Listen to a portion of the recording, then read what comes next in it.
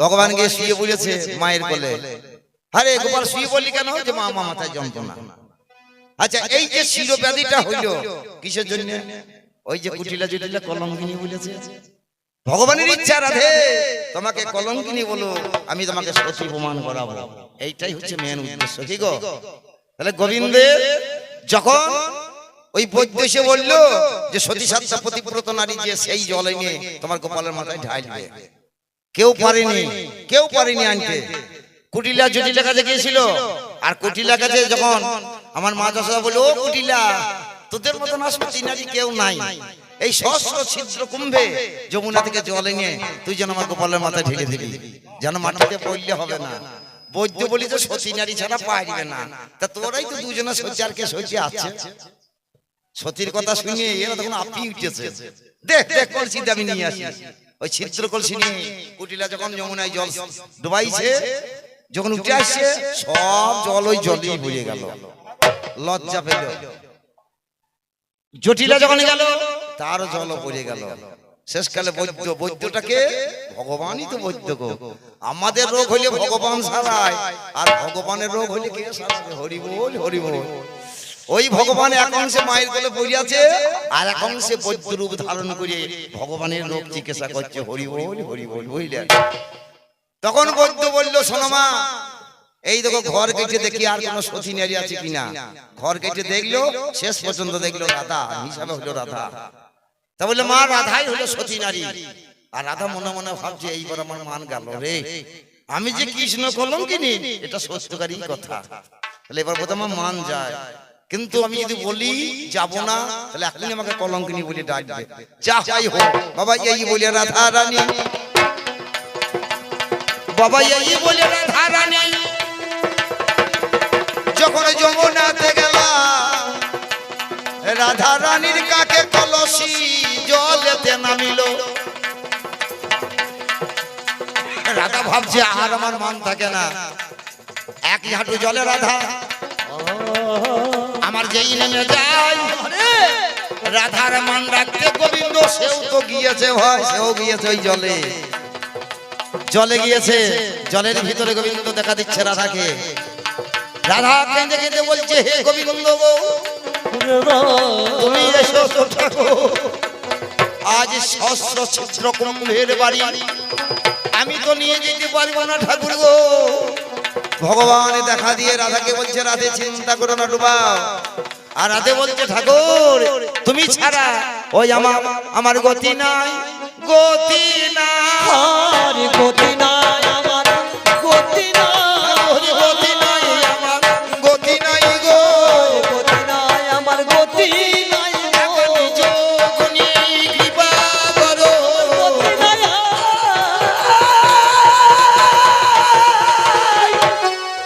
গতি নাই গো। ভগবান বললেন, রাধে চিন্তা করো না, ডোবাও কলসি। ওই কলসি ডুবিয়ে নিয়ে গোবিন্দের মাথায় যখন ঢেলে দিল, সবাই দেখলো রাধা হলো সতী। নাকি গো? তাহলে এটা ভগবানের নিজের জন্য নয়, ওই রাধাকে সতী প্রমাণ করানো। তুমি যা জানো না তা বললো না,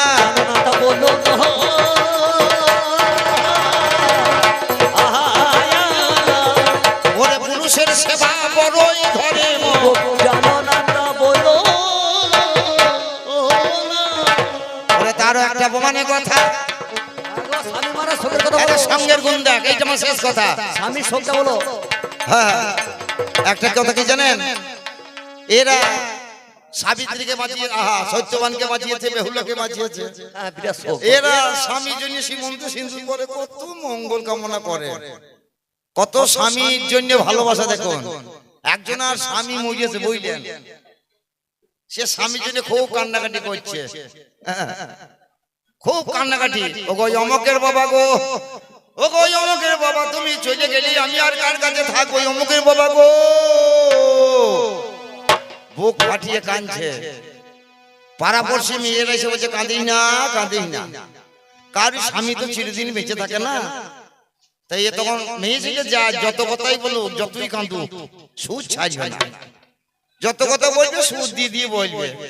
হে কার স্বামী চিরদিন বেঁচে থাকবে না, ও গো আমার স্বামী যে মরার বয়স হয় না দিদি গো, কি করবি বল? এখন ভগবান যদি তার বিরোধিতা করে তাহলে কিছু করার নাই। দুটো খা, দুটো খা। আমাকে তোমরা আর খেতে বুঝো না দিদি গো, সুচ আসবে না। এ বেশি খাইতে হবে না, অল্প করে খা। আমার আরে খাইতে ভালো লাগে না দিদি গো।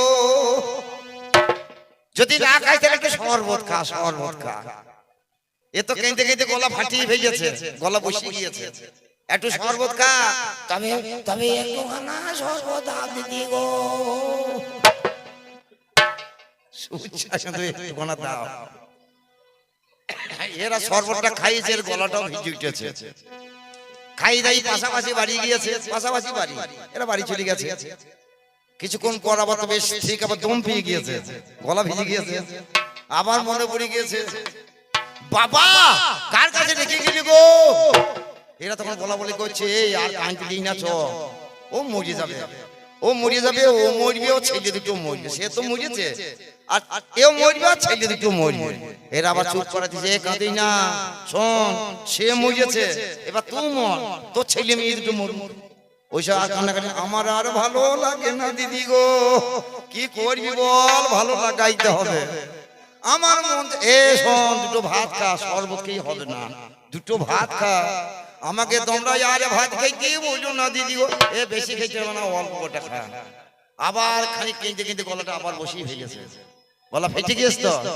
তবে তবে চারটি গানা দাও দিদি গো, চারটি গানা। এই চারটি গানা করতে করতে কত ভালোবাসা দেখো। দিন যায় আর মাল বাড়ায়, দিন যায় আর মাল বাড়ে।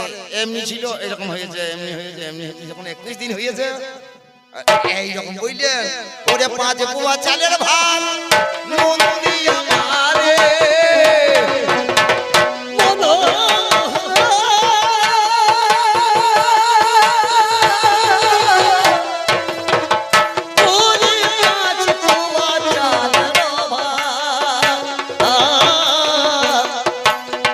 ওই আমার নুন দিয়ে মারে, ওরে এদের কত ভালোবাসা দেখো চিন্তা করে। এদের মতো ও গো এদের কত ভালোবাসা দেখো চিন্তা করে গো, দেখো চিন্তা করে। নারী পুরুষের সঙ্গ বড়ই সঙ্গ, পুরুষের সঙ্গ বড় সঙ্গ, পুরুষের সঙ্গ বড়ই সঙ্গ। পুরুষের সঙ্গ বড় সঙ্গ, ওরে জানতে পারলে প্রেমে তোর পুরুষের সঙ্গ বড় সঙ্গ। আপনারা জানেন সাধু সঙ্গটাই বড় সঙ্গ না। সাধু হলো পরম পুরুষ। বাবা তারই একটা প্রমাণের কথা আবার ডুবিয়ে দিবি এবার। আমি তোমায় বলে যাই, এটা নবদ্বীপের ঘটনা বন্ধু, শোনাই আমার ঠাই নবদ্বীপের ঘটনা। একদিন রামচাঁদ খান, ওই নবদ্বীপের রামচাঁদ খান লক্ষ হীরা বেশ্যার কাছে গেল। রামচাঁদ খানের লক্ষ হীরা বেশ্যার কাছে গিয়েছে। ও হীরামণি, হীরা কে? আমি রামচাঁদ খান। সকালবেলায় আমার বাড়ি আসলে কেন? কেন এসেছি জানো হীরা? ওই যে কাঁড়াদাস বাবাজি হরিদাস, ও নাকি সাধক হয়েছে, সব সময় মুখে হরিনাম গায় আর সাধনা করে। লক্ষ্য হীরা, যদি হরিদাসের মন তলাইতে পারো তাহলে লক্ষ টাকার স্বর্ণ মুদ্রা উপহার দেব। চিন্তা করো, তখনকার দিনে লক্ষ টাকা যার কি, সেই লক্ষ হীরা বেশ্যা দেবতাদের মন তলিয়ে যেত। হীরামণি বলল, রামচাঁদ খান দেবে তো? বলে অবশ্যই দেব। আগে হরিদাসের মন টলিয়ে এসো, তারপর আমার বাড়ি যাবে, আমি লক্ষ টাকার স্বর্ণ মুদ্রা উপহার দেব। লক্ষ হীরা বলছে, কত দেবতার মন টলাইলাম, ও তো সামান্য হরিদাস। বাবা এই বলে হীরামণি হরিদাসের কাছে যাই। আমার সেই সময় হরিদাসে সাধনাতে রয়। হীরা গিয়ে বলছে, ও হরিদাস। হরিদাস কে? আমি হীরামণি। একবার চেয়ে দেখো আমার কত রূপ, আমার কত লাবণ্য, আমার কত যৌবন। পালিশ সাধনা করতে এসেছে। সাধনা করে লাভ হবে না ভাই, একবার আমার সঙ্গে মিলন দাও, দেখি মিলন কত আনন্দ উপভোগ করিবে। হরিদাস বলে হীরামণি গো আমার আছে অভিলাষ, তোমার সঙ্গে মিলন দেব করি তাই প্রকাশ। মিলন দেব, তবে এখন না, একটু পরে। আগে 21,600 বার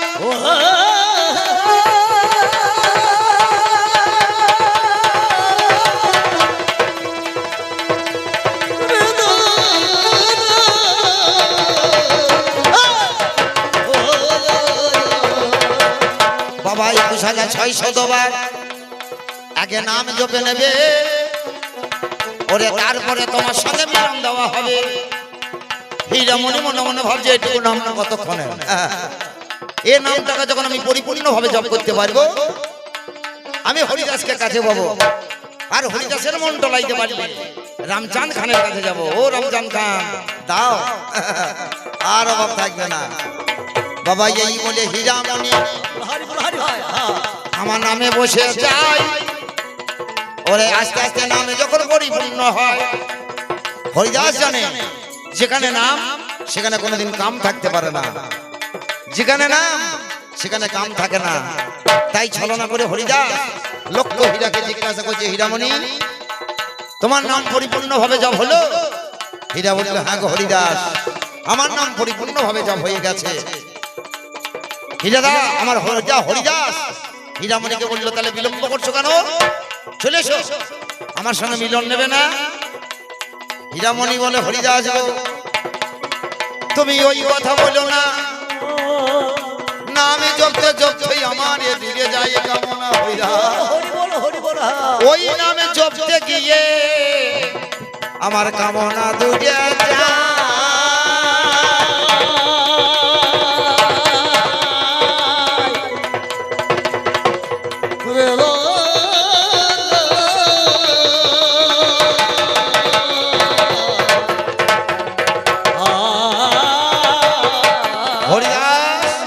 তোমার ওই মহামন্ত্র নামে গাইতে গাইতে আমার কামনা দূরে গেল।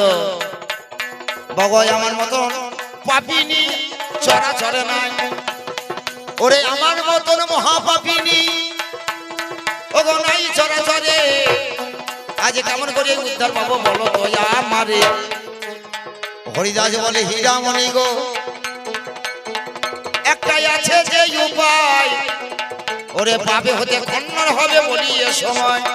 পাপ হতে খণ্ডন হবে, তবে কেমন হবে জানো? তুমি মুখে বলবে নামের বুলি, হাতে দেবে করো তালি, যাবে জগন্নাথ মন্দিরে, জগন্নাথ দর্শন করি আসবে জানাই এ সত্য করি। তোমার যে পাপের ভার জগন্নাথে দেবে, সেই দিনে দেহ তোমার পবিত্র হবে। এইবারে হীরামণি আমার কি করিল ভাই, ওরে মহামন্ত্র নামে জপতে জপতে পুরী ধামে যায়। ওরে মহামন্ত্র নামে যাবে করে হীরা পুরী ধামে।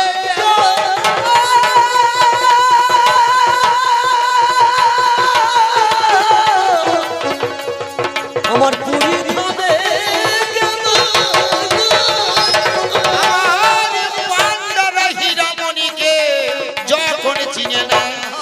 পান্ডারা চিনতে পেরে গেছে, সবাই দেখছে সেই পতিতা নারী, সেই হীরামণি আজকে আমাদের মন্দিরে এসেছে।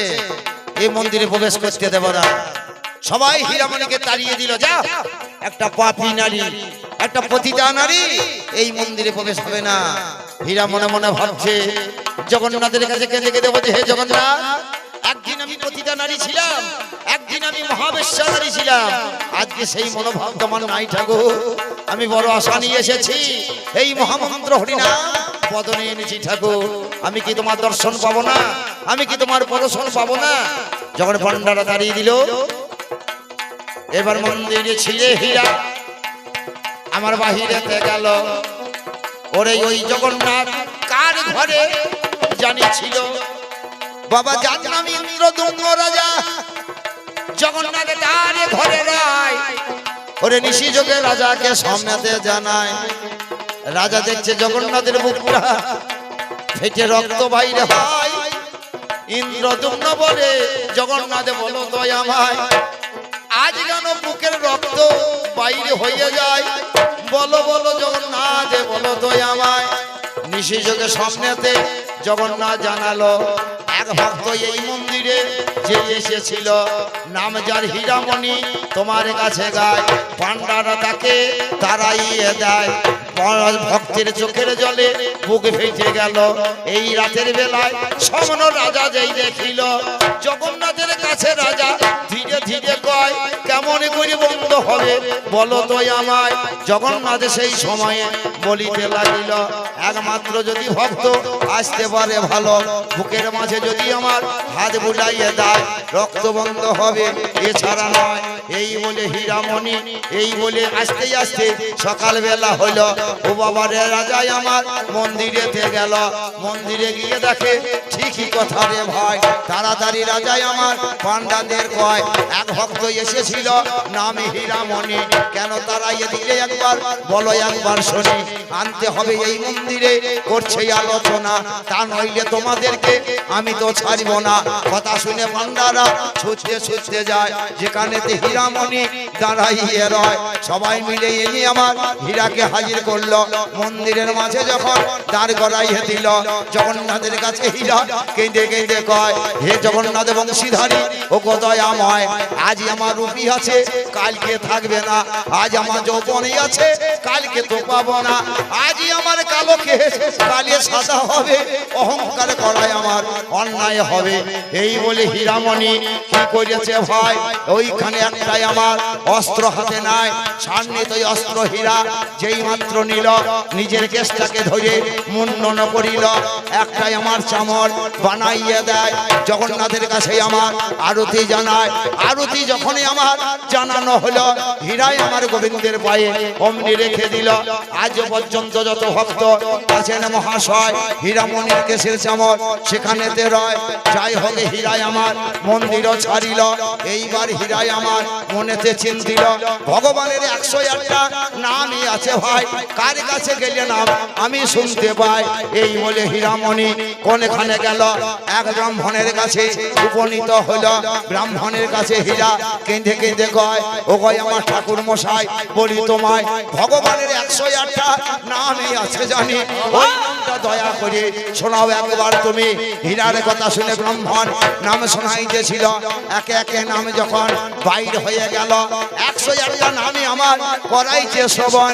পতিত পাবন নামে যখন বাইর হয়, যখন পতিত পাবন নামে যখন বাইরে হয়ে গেল, হীরা বলে আর নামে কি দরকার বলো, পতিত পাবন নামে যখন ভগবানের হয়, পতিতকে উদ্ধার করে এই নাম পায়। আমি একটা পতিত বটে, এই চরাচরে উদ্ধার ঠাকুর করতে হবে আজকে আমারে, তা নইলে ওই নামটা রাখবো না রাখবো না। এইটাই আমার হীরার মাঝে জেগেছে ভাবনা। পুনরায় অস্ত্র নিয়ে আঘাত করতে গেল, যথাই নামে তথাই নামি ভজন নিষ্ঠা করি, নামেরও সহিতে আছেন আপনি শ্রীহরি। হীরামণি নামের যখন আঘাত করতে যায়, ওইখানে ভগবান তারে দেখা দেয়, শঙ্খ চক্র গদা পদ চতুর্ভুজধারী। সেই দিনে দেখা দিলেন মুকুন্দ মুরারি। চতুর্ভুজে ভগবান স্বরে পুষ্প রথ চড়ে নিয়ে গেল হীরাকে আমায় ওই স্বর্গপুরে। ভক্ত আর ভগবানের মিলন হলো রে ভাই, তাই বলে পাল্লাদার তোমার কাছে গায়, পুরুষের সঙ্গ পড়ে হীরা স্বর্গ পেল, ভগবানের সঙ্গে তার মিলন হইয়াছিল।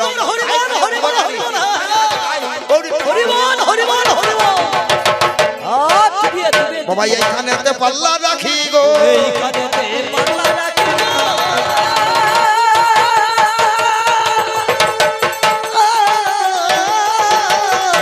আমি বিষয় বলা দিলাম ছাড়ি,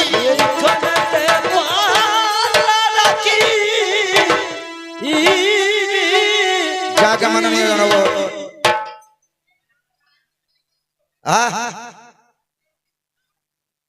চারটা হাত বলছে, কার চারটে হাত ছিল? কার? কালী। কালি চারটে হাত ছিল, দুটো হাত কোথায় গেল? একটু দাঁড়িয়ে বলুন, আমাকে বলুন, আমি আপনাদের চেষ্টা করবো অভাব পূরণ করানোর জন্য। আমি হয়তো কথাটা শুনি নাই, আমি ভাষা করেছিলাম মাইকে আওয়াজ হয়তো আমি বুঝতে পারিনি। বলুন বলুন। দুটো হাত মা বাবা কেটে দিয়েছি।